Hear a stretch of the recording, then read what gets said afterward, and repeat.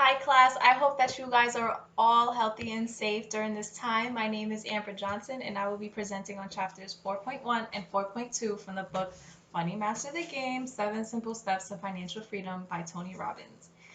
When I was first assigned these chapters, I knew I would be somewhat interested because I am an accounting major and I've learned a lot about money, finance, and what everyone always says about my major, numbers. But the main focus in these chapters was asset allocation. And I myself haven't gotten into investing, so I knew I was going to be able to learn something. So, for those of you who are not familiar with investing and financing, this may be very new and hard to follow, but I hope that you guys can learn something and get your mind going on what you could potentially do with your money in the future. So, in this reading, asset allocation was described as the most important investment decision of your lifetime. And after reading through, I couldn't agree more because of the opportunities that you can get. Asset allocation is basically how you allocate your money into different investments. And these are decisions and investments that can be in stocks, bonds, real estate, or anything else. But what was made most relevant in the reading was risk and how much risk you should take with these investments. So, through this presentation, I'll be breaking down how to allocate these assets and mitigate your risk using two buckets that I have listed up here and that will follow. The first bucket will represent the security bucket, and the second being your risk growth bucket. It's essential to have both of them because it's how you will stay wealthy in your lifetime. It's important that when you get into the game of investing, you're working towards making decisions to stay in the game for the long term. So it's because it's very, very easy to lose it all if you're not too careful. But before I get into each bucket, I want to make sure you guys all know the three tools for reducing your risk, which is listed up here, to increase your potential for financial success. These three things are security selection, market timing, and asset allocation. And as I said before, asset allocation was the main thing, the main tool discussed in those two chapters. So asset allocation is about diversification, but a little more than that. It's about dividing up your money among different classes or types of investments such as stocks, bonds, commodities, real estate, and doing that in a specific proportion that you should decide in advance so they can link up with your personal goals. And while considering that, you should also consider your personal risk tolerance and identifying the stage you are in life, because when it comes to financial freedom and investing, it should definitely match up and link up with your personal goals and not with what's just trending. So you must consider your risk tolerance, meaning how much risk you're comfortable with taking, and your stage in life, which is basically saying how old are you. And then from there, you should ask yourself the questions of how much time am I planning for, how many years until I retire, and so on. We've all heard the saying, don't put all your eggs into one basket. And that's what asset allocation is about, making sure that we don't do that and protecting yourself from making that mistake. So if you diversify, you're more likely to succeed. And now back to the buckets. So we have the security bucket and the risk bucket. Ask yourself, how much risk am I putting myself at? With the first bucket, the security bucket, this is like the slow and steady contender to your financial freedom. You have to treat it like your sacred temple of savings and investments, because what goes in it doesn't come out. And the reading gave us 8 options that would be valuable for this bucket. The first one being cash and cash equivalents. This would be like the money needed in case of an emergency.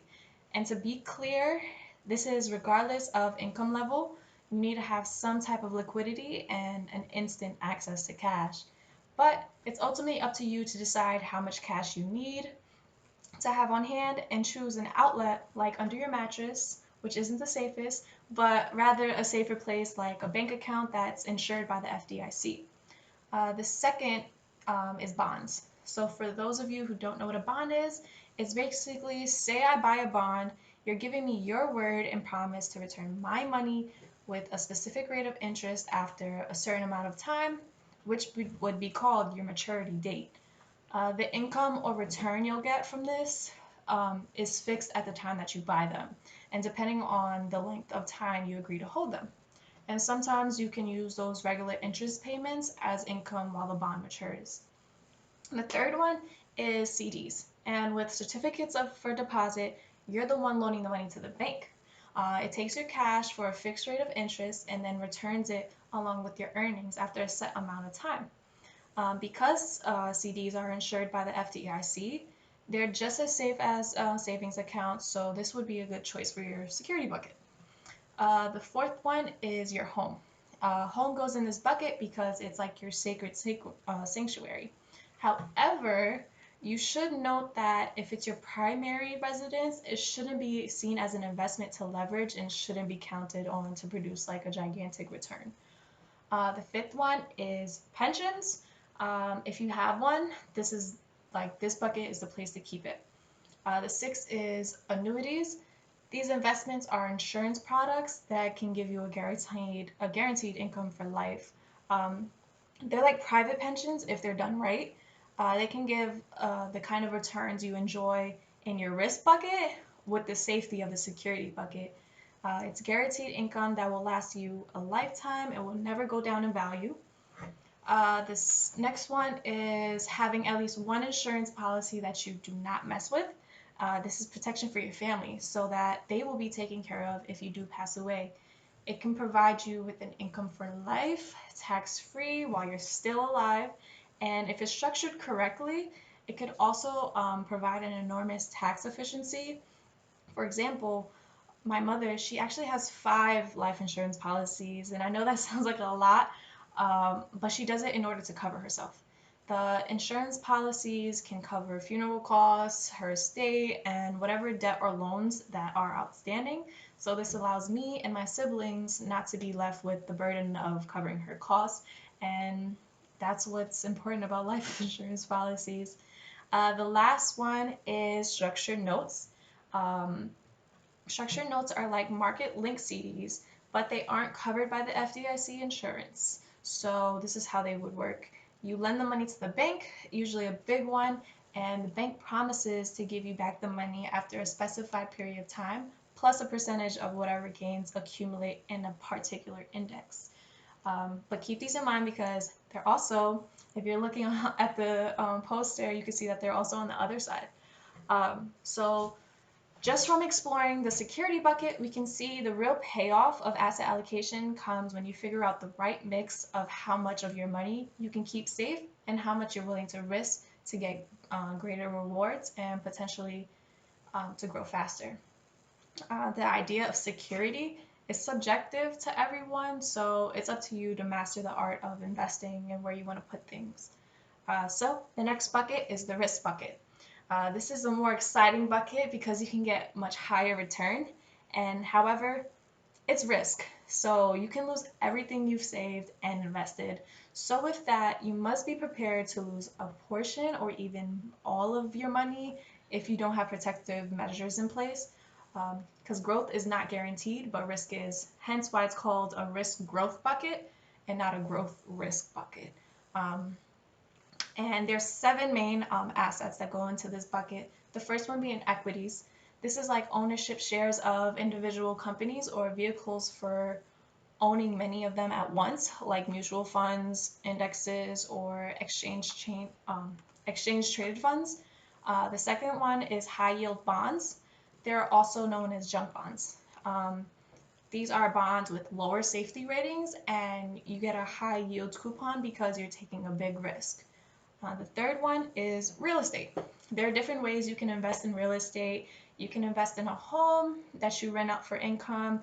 You can buy a property to flip it, first trust deeds, commercial real estate, or an apartment.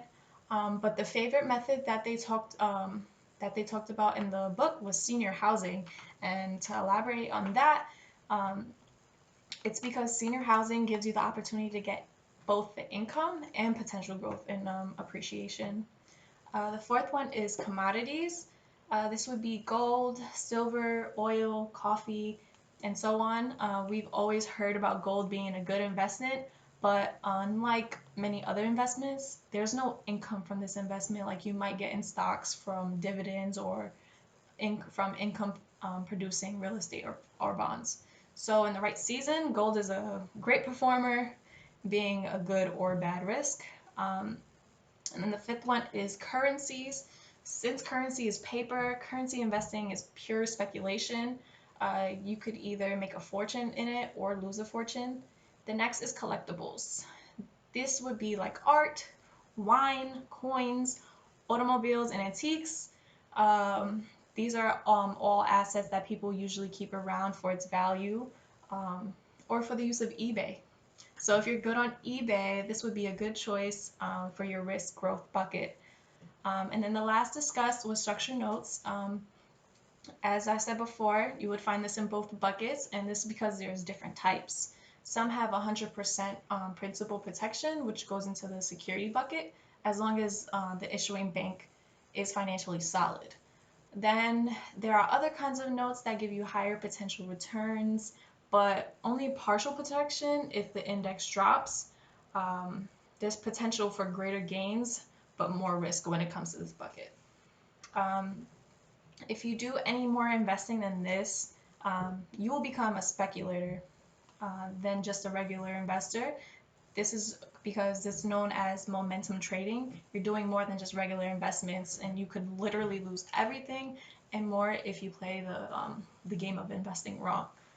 So, in conclusion, after hearing about both buckets, I think we can say diversify, diversify, diversify.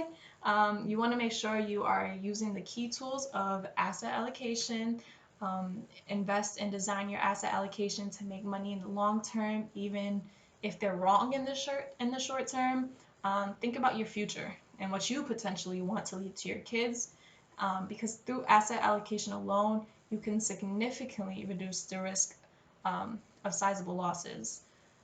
Don't ever over invest thinking that this time it'll be different. Always be thoughtful in your investment decisions so you don't lose out. And I think that's about all. I want to say thank you all for viewing, and I hope you guys enjoyed and really learned something about asset allocation. And I hope that you master the game. Stay safe.